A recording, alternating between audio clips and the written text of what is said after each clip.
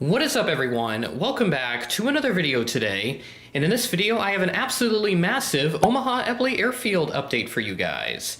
This is the 10th airport update for the month of March 2025. We've got a loaded update for all kinds of cool stuff that is featured here with new models, special liveries, and some new routes coming up. So we'll go ahead and get started at Gate Alpha 1 with this Frontier A320neo. Coming in from Denver as flight 1128 at 2:42 p.m. ahead of a scheduled 2:58 p.m. arrival. Frontier taking over Allegiant's old gate. They used to park down at A9 or A10 typically, but now they have what used to be Allegiant's gate, but now they are at the B gates due to the construction going on right now. Moving down to Gate Alpha 2, we have a Delta Connection number 170. It's been a little while since it's been a proper 170 and not the 175 with the short winglets, which has been used a few times. There's some slight differences in the looks between them, but it's not a very significant difference. This aircraft arrived in from Washington Reagan National as Flight 5608, a Republic-operated aircraft arriving in at 10:30 a.m. ahead of a scheduled 10:46 a.m. arrival. And then moving down, we have the Mad Pup, Delta 717-200 at Gate Alpha 3. This 717 arrived in from Atlanta as flight 1125 at 2:05 p.m. ahead of a scheduled 2:10 p.m. arrival. And then next to that, one of the two infamous regional jets, the CRJ 900, parked at Alpha 4, and this arrived in from the Big Apple, New York LaGuardia, as Flight 4803, operated by Endeavor Air, at 4:23 p.m., delayed from a 2:56 p.m. scheduled arrival, so a delay of about an hour and a half or so for these folks. Not exactly ideal, but it happens. Life happens, and that's all you can really do about it. Then we move on to the other infamous regional jet, the Embraer 175 for Delta Connection. This is a SkyWest operated flight coming in from Salt Lake City, arriving in as flight 3896 at 5:27 p.m. ahead of a scheduled 5:42 p.m. arrival. And then we move into the first of what will be several notable movements in this update, and the first of it is the American 737 MAX 8. And this MAX 8 came in from Charlotte, surprisingly, as flight 2275, arriving in at 1:48 p.m. ahead of a scheduled 1:54 p.m. arrival.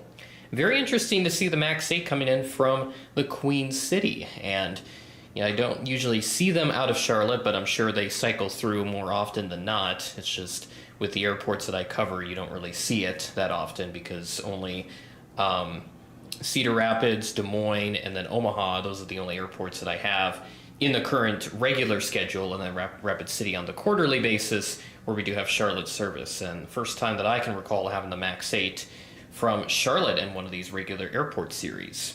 But very cool to have it, and a nice shake-up from the typical Airbuses that would usually be sent from Charlotte and the 737-800, so a nice up gauge for those folks, if you could really call it an up gauge, but it's a newer aircraft, so I like to consider it as such. But then we move to the Airbuses, and we look at this A319 parked at Gate A7, which is coming in from Phoenix Sky Harbor as Flight 2203 at 1:53 p.m., delayed from a 1:28 p.m. scheduled arrival, delay of about 25 minutes. And again, I kindly asked the model manufacturers to make an A319 with the IAE engines because we don't have that somehow yet. I don't care who makes it, if it's Gemini, NG, Panda, just someone make it, please. It's been on our wish list for years. I'm very happy with all the recent releases in 2025, but we certainly need a couple big items to be checked off this year, or else not going to be the most ideal situation. But at any rate, we continue and move up to this American Eagle Embraer 175 coming in from LAX as flight 6240, this time an Envoy-operated flight and not a SkyWest one as it typically has been here. And this arrived in at 7:05 p.m. ahead of a scheduled 7:23 p.m. arrival. Our last aircraft at the A gates, so I swing the camera back around, we have this Alaska 737-800. No major changes to this service. Flight 312 from Seattle, arriving in at 2:11 p.m. ahead of a scheduled 2:16 p.m. arrival. Alaska will always be a staple for these Omaha airport updates. I remember when they had the 737-700s that they would send on this, because I spotted this a couple times, especially the most recent visit I made over 8 years ago now, or almost 8 years ago, because I did that in May of 2017. Really need to go back and get some spotting in Omaha, so I need to find out a good time to do that, but I get so stacked up with other things I just don't really have time for anything. So that's all of the A gates, which we've had some decent action. The Max 8 definitely a highlight, but the B gates is where we're going to find more of the action, because there's a lot of it. So let's head over there and check it out.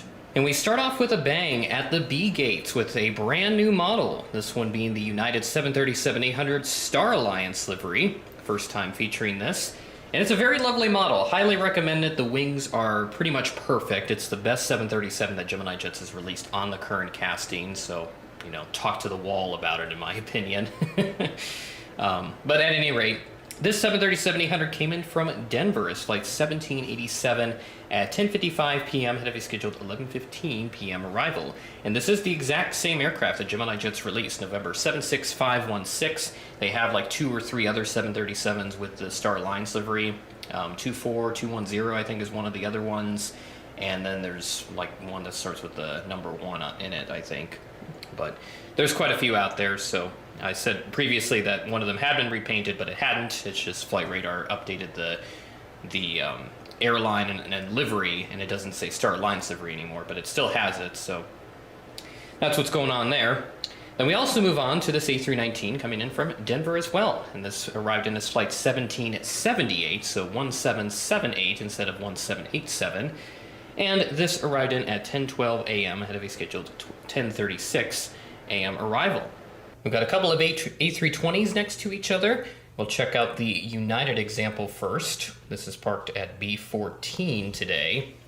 And this A320 came in from Chicago O'Hare as flight 1875 at 5:21 p.m. ahead of a scheduled 5:37 p.m. arrival.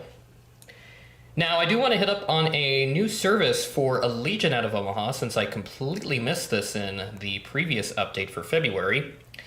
This A320 arrived in from Sarasota as flight 3778, and this arrived in at 6:34 p.m. ahead of a scheduled 6:46 p.m. arrival. So this Sarasota service began on Valentine's Day, February 14th, and in the month of April, this will operate on a twice-weekly basis. So I don't know how I missed this. I just completely missed the mark on covering this in the February update, but we do have it here, so nice to get this represented with the Shotcut version by GeminiJets. And can someone make a 320 with the fence tips this time? Whether it's Gemini or NG Panda, you know, same deal with the 319 with the IAE engines. Quick intermission before we move on to our very loaded Southwest section. This Sun Country 737-800 came in from Bullhead City as flight 8248 at 12:36 p.m. ahead of a scheduled 12:38 p.m. arrival, and the exact aircraft represented here, the NG Tide Pod blended winglet release from 2020, which I know is very hard to find these days. So one of the many Sun Country charters that will appear on the schedule. They're just kind of, you know, they come in and out very often, so good to have it here. And I think this one still has the 40 years of flight sticker, but I could be wrong on that since they're not as prominent across the fleet as they used to be, since we're well past that 40th anniversary for Sun Country.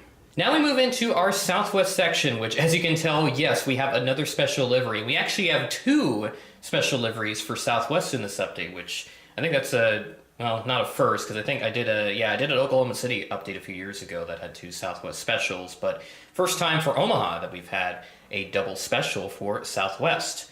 Well, I'm going to be doing a special for you here. But that's not all for the special, as Southwest has also announced a brand new service out of Omaha, flying to San Diego later this year.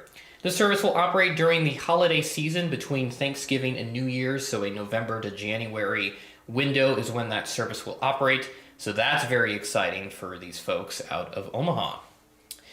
But now we begin our Southwest section by taking a look at this Canyon Blue Max 8. This arrived in from Phoenix Sky Harbor as flight 1638 at 11:53 a.m., delayed from an 11:50 a.m. scheduled arrival. So we're behind by 3 minutes in this case. And very nice to use the Canyon Blue Max 8. It's been a while since I've had it in an update. So great to see that we still have that livery flying in some capacity, even if it is just a retro or heritage livery. Now the blue here appears very saturated with my lighting on the 737-700 by Panda. And this ride-in from Nashville is flight 2511, arriving in at 4:35 p.m., had a scheduled 4:40 p.m. arrival. And then moving down, we have the split version just released by GeminiJets. And you can kind of, again, tell the color difference here where this blue is much darker than the Panda. Although I would say the NG738, the first release from 2019, that's the best Southwest color for the current livery anyway.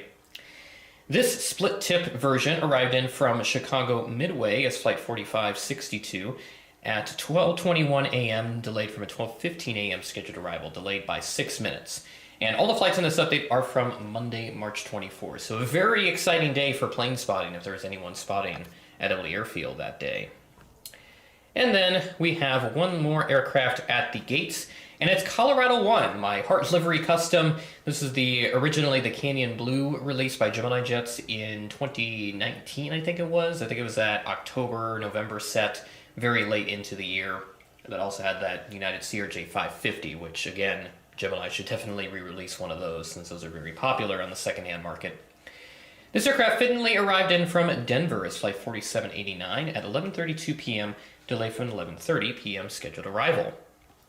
And then one more aircraft for this update, and it's an Allegiant A319 taxiing in and will park at gate B15 once that A320 moves out of the way.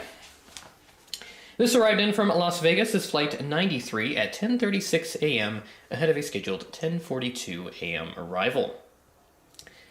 So that, my friends, is Omaha Eppley Airfield update number 10 for the March 2025 time, or month, whatever you want to call it. And that's a nice Southwest lineup too, especially with how the construction has moved a couple of the gates over to make it more of a linear setup. It certainly looks more aesthetically pleasing when getting a thumbnail shot. So that will certainly be the thumbnail that you will have seen once you clicked on this video. Very awesome Omaha update, the best one I've filmed so far, with all the cool aircraft coming in, the American MAX 8, United Star Alliance making its debut, Allegiant announcing a new service or has started a new service, Southwest announcing a new service, 2 Southwest specials, a Sun Country charter just to top it off. A nice cherry on top for this update. Hopefully you enjoyed this on the new channel that this video was uploaded on. Happy April Fool's Day, everybody. And with that being said, thanks for watching, and I will catch you in the next video.